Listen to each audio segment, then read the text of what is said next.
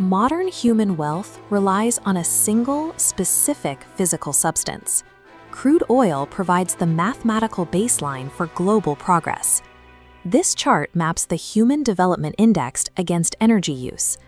In the lower left, low energy consumption leaves human development severely stunted. It uniquely yields the high-density fuels required for heavy transportation, the cargo ships, the freight trains, and jets that drive global trade.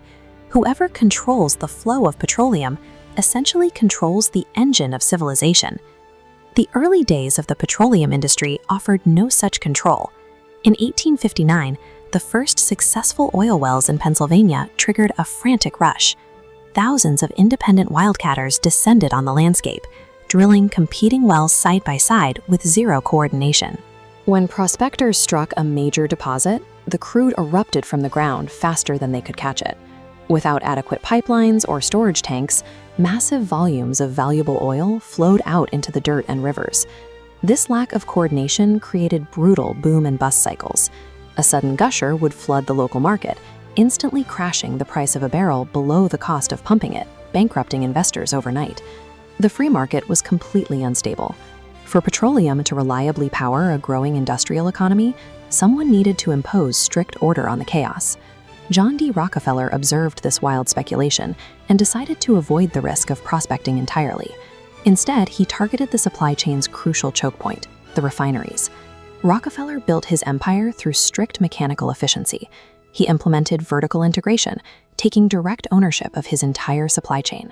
He bought timber tracks to build his own wooden barrels, slashing his operational costs far below what his rivals paid. With those lower costs, he pursued horizontal integration. He systematically bought out competing refineries in Cleveland, absorbing the useful facilities and permanently dismantling the rest.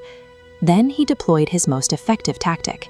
Because his massive refineries guaranteed high freight volumes, Rockefeller extorted secret, heavily discounted shipping rates from the railroads.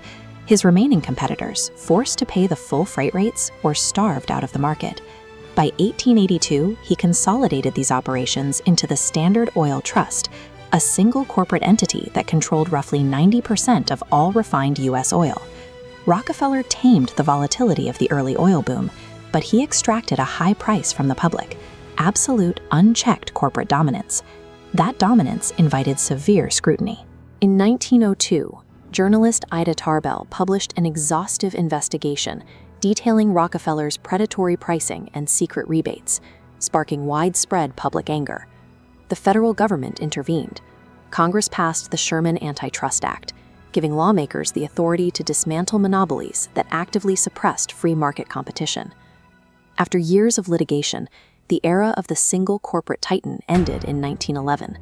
The U.S. Supreme Court ordered the dissolution of the Standard Oil Trust, fracturing the massive conglomerate into 36 separate, competing companies.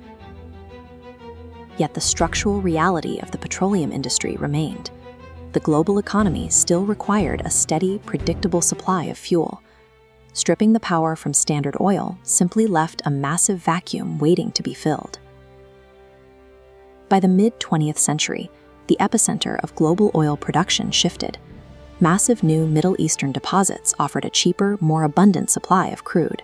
Initially, Western oil companies controlled these foreign reserves through favorable concession agreements. In 1960, producing nations pushed back. They formed OPEC, taking national ownership of their reserves to rip pricing power away from private corporations. They operated as a cartel. Instead of private firms competing for market share, sovereign governments used state-owned oil companies to coordinate production quotas. By deliberately holding back millions of barrels a day, they could artificially force the global price of oil upward. Within this alliance, Saudi Arabia emerged as the essential swing producer. Because they maintained massive spare drilling capacity, the Saudis could physically dictate global supply lines by turning their spigots on or off at will. The market control John D. Rockefeller once wielded from a New York boardroom had evolved into a geopolitical weapon, managed by an alliance of petrostates. But cartels rely on a gentleman's agreement, and they are famously unstable. Sovereign members frequently cheat, secretly pumping and selling more oil than their quotas allow to generate quick cash for their domestic regimes. Even when the cartel holds together, they face an economic trap.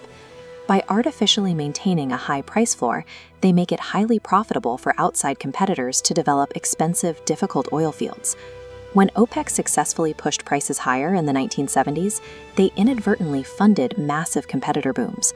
High prices justified the billions required to build massive deepwater rigs in the turbulent North Sea, and later fueled the explosion of hydraulic fracturing in U.S. shale fields. The cartel is caught in a permanent bind. Maximizing their own profits inevitably resurrects the very free market competition they organized to suppress. Today, the global oil market operates as a highly volatile hybrid. Profit-driven private firms react rapidly to price signals, directly colliding with the political maneuvering of state-owned national entities. The market swings like a pendulum. We see periods of cartel-induced scarcity causing price spikes, followed by periods of overproduction, where prices crash and marginal drillers go bankrupt. As long as modern wealth relies on this master resource, we remain trapped in the cycle. The free market proves too chaotic to survive, while monopoly power proves too dangerous to endure.